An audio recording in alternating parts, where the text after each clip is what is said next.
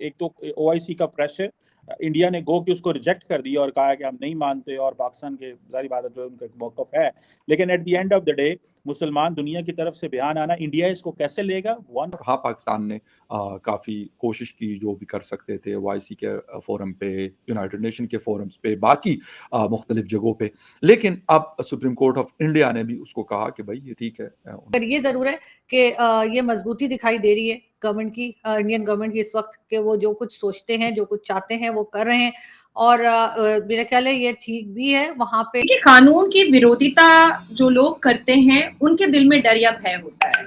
जो कानून के under the barricade of law किसी भी स्टेप को लेते हैं उनको डरने की जरूरत नहीं होती। वो करेंगे वो उनका अपना होगा, वो किसी के प्रेशर में आके बात नहीं करेंगे। चाहे उससे पहले रशियन ऑयल की बात हो या किसी कंट्री के साथ बात हो, उन्होंने ना कभी अमेरिका की बात सुनी ना किसी और की।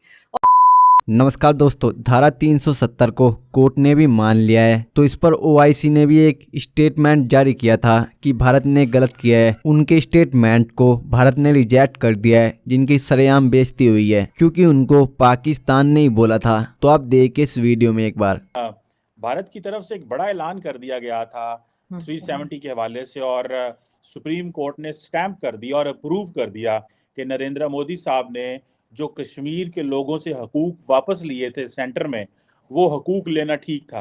तो जो 5.5 साल जो वहाँ पे रिप्रेजेंटेशन नहीं रही, उसके हवाले से इंडियन सुप्रीम कोर्ट ने कहा है कि सितंबर तक इलेक्शन करवाए जाएं। और अभी जो ओआईसी है उसने भी स्टेटमेंट जारी की है कश्मीर के हवाले से और ये 370 के हवाले से। आप कैसे देखती हैं एक तो ओआईसी का प्रेशर, इंडिया ने गो कि उसको रिजेक्ट कर दिया और कहा कि हम नहीं मानते, और पाकिस्तान के जारी बात है जो उनका मौकफ है।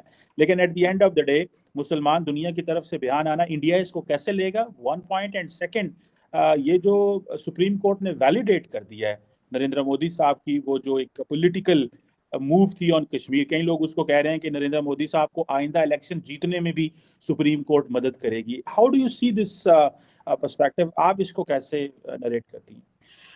सर, काफी टाइम से लोग यही बात कर रहे थे कि शायद यही रिजल्ट आए, और वही आया सुप्रीम कोर्ट की तरफ से। और पहले ही सभी जानते हैं कि जिस तरह से इंडिया ने एक तरह से अपना एक होल्ड रखा है कश्मीर के ऊपर, जो उनकी साइड पे कश्मीर है, और दुनिया का उन्होंने ये भी दिखाया जिसमें कि उन्होंने बहुत सी गल्फ कंट्रीज को भी इन्वॉल्व किया है कि वो डेवलपमेंट कर रहे हैं और कई तरह के काम कर रहे हैं, G20 की मीटिंग्स वगैरह। तो उससे लगता तो ऐसा ही है कि वो पहले ही काफी कॉन्फिडेंट थे और वही रिजल्ट आया। मेरी कई लोगों से बात हुई तो उनका ये भी कहना है कि अगर ये रिजल्ट मुख्तलिफ आता, यानी कि उलट आता इससे, तो इसका फायदा बीजेपी को ज्यादा होता, इसलिए कि वो एक हमदर्दियां चली जाती उनके साथ कि देखो जी ऐसा हो गया, कश्मीर को तो साथ मिला रहे थे, नहीं हो पाया। लेकिन ऐसा ना होकर जो है वो उनके लिए ये है कि वो उस किस्म की सिंपैथी या समझे उस तरह की वोटिंग तो उनके पास नहीं आएगी।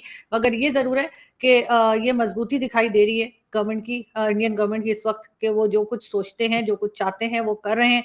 और मेरा ख्याल है ये ठीक भी है। वहां पे जो जितना काम उन्होंने करवाया है, कई लोगों ने कहा कि बताया भी, आपसे पहले भी डिस्कशंस रही हैं कि कश्मीर में काफी काम हुआ है और कई तरह के प्रोजेक्ट्स भी चले हैं। तो उसको देखते हुए मेरा ख्याल है कि उनका जो फैसला है उनकी अदालत का वो सही है और यही होना चाहिए था। ओआईसी की जहां तक बात है तो यकीनन पाकिस्तान ने प्रेशर डाला होगा, तो ओआईसी ने एक स्टेटमेंट दे दिया और उसकी कोई खास अहमियत नहीं ली जाएगी भारत में, क्योंकि उनके चाहे फॉरेन मिनिस्टर हों चाहे प्राइम मिनिस्टर हों, वो पहले ही हर बात पे काफी सख्ती के साथ बात करते हैं और उनका ये कहना है कि जो फैसला भी वो करेंगे वो उनका अपना होगा, वो किसी के प्रेशर में आके बात नहीं करेंगे। चाहे उससे पहले रशियन ऑयल की बात हो या किसी कंट्री के साथ बात हो, उन्होंने ना कभी अमेरिका की बात सुनी ना किसी और की। और अब तो सबसे ज्यादा जाहिर है पैसे से फर्क पड़ता है, पैसा भी है उनके पास। तो मुझे नहीं लगता कि ओआईसी के किसी तरह के स्टेटमेंट से भारत की गवर्नमेंट को कोई फर्क पड़ने वाला है, बल्कि यही है कि जो बहुत से लोग कहते हैं कि जी जो अगली जंग होगी वो इस तरह से नहीं होगी कि जो टैंक या हथियारों के जरिए हिंदुस्तान पाकिस्तान की, वो ऐसा ही होगा कि डेवलपमेंट करके और अपना काम दिखाकर जो है भारत जो है वो बगैर गोली चलाए, बगैर कोई हमला किए ही जो है वो कश्मीर को जीत लेगा। और लग यही रहा है, क्योंकि हमारी तरफ कोई काम नहीं किया जा रहा और उनकी तरफ जो है वो काफी प्रोग्रेस दिखाई देती है। मैडम, एक होता है प्रोग्रेस दिखाना, अब बहुत सारे कश्मीरियों का कहना यह है कि उनको दबाया जा रहा है। मिसाल के तौर पे जिस दिन 370 के हवाले से सुप्रीम कोर्ट का फैसला आना था, तो जो लीडरशिप थी उनको घरों में नज़रबंद कर दिया गया था। ये जो नज़रबंद कर देना, उमर अब्दुल्ला को इतने साल नज़रबंद करके रखा है, ये आप समझती हैं, is this a right method एक डेमोक्रेसी को जो है वो लोगों के हकूक बुनियादी छीन ले, लीडरशिप को जेलों में डाल दे और कहे जी हम इलेक्शन नहीं करवाते? ये तो शॉर्ट टर्म अरेंजमेंट है ना, लॉन्ग टर्म अरेंजमेंट क्या है उनके पास? मोदी साहब कई लोग कहते हैं खौफ का इस्तेमाल करते हैं, जेलों में डालते हैं, फौज का इस्तेमाल कर रहे हैं।